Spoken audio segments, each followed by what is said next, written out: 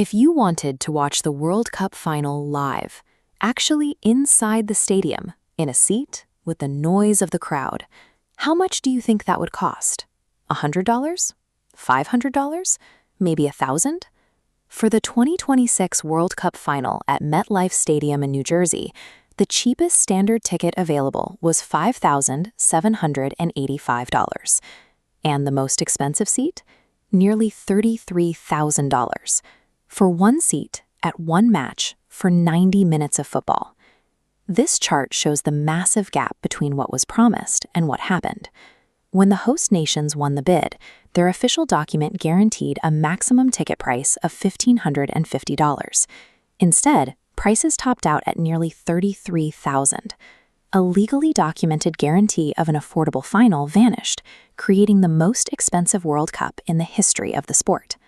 FIFA bypassed their own pricing promise by introducing dynamic pricing. It's an automated system where ticket prices rise automatically based on how many people want them. Airlines and hotels use similar systems, but they have competitors to keep rates somewhat in check.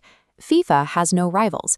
If you want a real official World Cup ticket, they are the only seller on Earth, operating with no price ceiling. This limitless demand model drove tickets on FIFA's own official resale platform to $9,200. The highest asking price hit an absurd $11.4 million. The inflation bled into local infrastructure too. A train ride from Penn Station to the stadium, normally $13, was bumped to $150 on match days.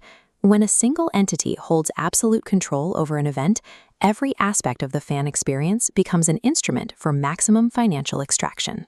Zooming out from a single seat, the average total cost for a fan traveling to a U.S. host city, paying for flights, 2 nights in a hotel, food, and a ticket, reached over $5,400 for just one match.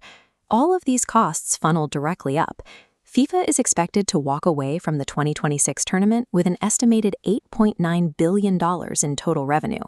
They achieved this number by scrapping the traditional local organizing committee. For previous tournaments, a local group managed the event and shared the profits. For 2026, FIFA adopted a direct franchise model. This visualization shows how the money flows in this new system. All revenue from media rights, sponsorships, and tickets goes directly to FIFA. Meanwhile, the heavy expenses, security, transport, and public infrastructure upgrades are forced onto the host cities. Tipping the scales like this means the 11 U.S. cities face a collective budget shortfall of up to $250 million. The massive $30 billion economic windfall that host cities were promised never materialized. Hotel owners in places like Philadelphia and Boston saw bookings tracking below expectations, describing the tournament as a financial non-event. This isn't a new pattern. Research from the University of Toronto found that 12 of the last 14 World Cups actually produced net economic losses for their host regions.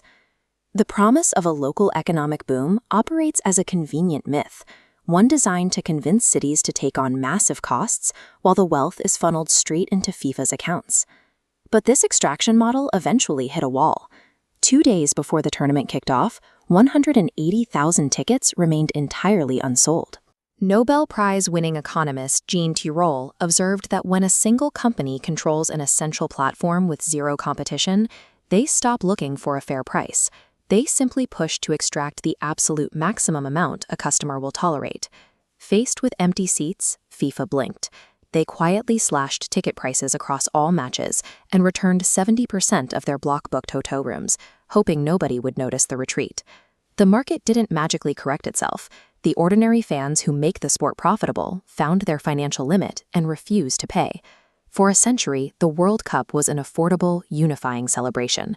A working-class fan could attend, making the sport feel like it belonged to everyone. But this aggressive pricing model is set to continue. The 2030 World Cup is approaching, co-hosted by Spain, Morocco, and Portugal, and the 2034 tournament in Saudi Arabia will operate under the exact same direct franchise framework. So, I want to ask you something. Should a single World Cup ticket ever cost $5,000? Should FIFA earn $9 billion while the cities actually hosting the event lose money? If fans globally refused this model and stopped buying at these prices, do you think anything would actually change? Tell us in the comments. The executives running this tournament certainly read their financial numbers, but eventually they are going to have to read the room. And right now, the fans are furious.